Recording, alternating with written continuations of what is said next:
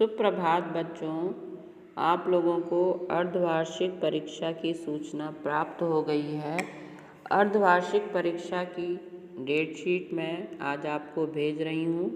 अर्धवार्षिक परीक्षा से संबंधित आप लोग को हिंदी का ब्लूप्रिंट भी आज ही मिल जाएगा। इसी क्रम में मैं आज आप लोग को पाठ 5 शब्द भंडार में पर्यायवाची और विलोम शब्दों का पुनर्अभ्यास करवा रही हूँ। पर्यायवाची और विलोम शब्द आपने प्राथमिक कक्षाओं में भी पढ़े हैं और कक्षा 6 में भी आप लोग को पढ़ाया गया है। पर्यायवाची शब्द किसे कहते हैं? जो समान अर्थ वाले शब्द होते हैं उनको हम पर्यायवाची शब्द कहते हैं, यानी एक जैसे अर्थ वाले शब्दों को पर्यायवाची शब्द कहा जाता है। जैसे उदाहरण के लिए समझ लेते हैं कि सूर्य है। सूर्य का पर्यायवाची शब्द जो है भानु है, दिनकर है, दिवाकर है, रवि है। यानी सूर्य को हम इन नामों से भी जानते हैं और जहाँ सूर्य शब्द का प्रयोग कर रहे हैं वहाँ पर इन शब्दों का भी प्रयोग कर सकते हैं। हर पर्यायवाची शब्द की अपनी अर्थगत विशेषता होती है, यानी वो अर्थ की दृष्टि से थोड़ा भिन्न भी होता है। तो इस सूक्ष्म भेद को भी समझना आवश्यक है और उसी के अनुसार हमें पर्यायवाची शब्दों का प्रयोग करना चाहिए। जैसे उदाहरण के लिए समझ लेते हैं कि स्त्री के पर्यायवाची शब्द क्या हैं? महिला, नारी, रमणी, ललना। तो महिला जो है एक सम्मानित और शिक्षित स्त्री को कहते हैं। नारी ऐसी स्त्री को कहते हैं जिसमें मातृत्व की गरिमा भी हो, यानी जो माँ जैसे गुणों से भी युक्त हो। तीसरा शब्द है ललना। ललना जो बच्चे का लालन पालन करने वाली हो और वीरोचित गुणों से भी युक्त हो। वीरोचित गुणों से इसलिए युक्त हो क्योंकि कहते हैं माँ जो है अपने बच्चे को हर कष्ट और पीड़ा से बचाती है, इसलिए उसका वीरांगना होना भी जरूरी है। रमणी सुंदर युवती को कहते हैं रमणी। तो परीक्षा की दृष्टिकोण से कुछ महत्वपूर्ण पर्यायवाची शब्दों के बारे में मैं आप लोग को बता दे रही हूँ। इन्हें आप अच्छी तरह परीक्षा की दृष्टिकोण से तैयार कर लीजिएगा। पहला शब्द है अग्नि। अग्नि का पर्यायवाची होता है आग, अनल, पावक। तो अग्नि का पर्यायवाची शब्द है आग, अनल, पावक। और दूसरा शब्द है आनंद। आनंद का पर्यायवाची शब्द है हर्ष, उल्लास, खुशी। तीसरा शब्द है कमल का पर्यायवाची शब्द है नीरज, पंकज, जलज। चंद्रमा का पर्यायवाची शब्द है शशि, इंदु, मयंक।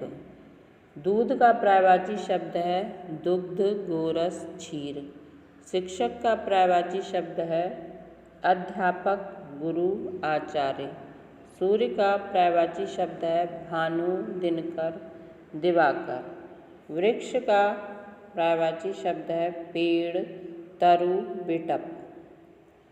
हिमालय का पर्यायवाची शब्द है हिमगिरी, गिरिराज, नगपति। अतिथि का पर्यायवाची शब्द है मेहमान, आगंतुक, पाहुन।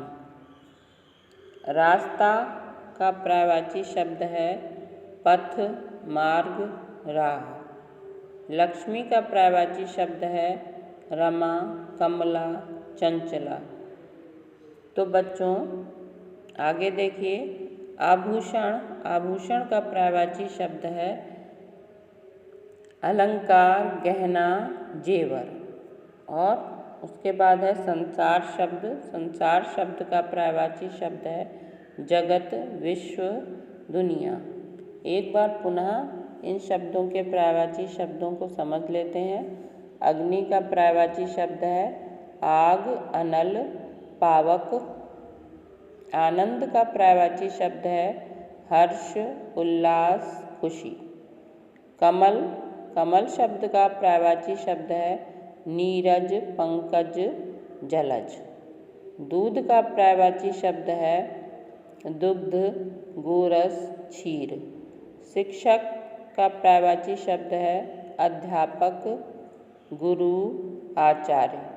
सूर्य का पर्यायवाची शब्द है भानु, दिनकर, दिवाकर।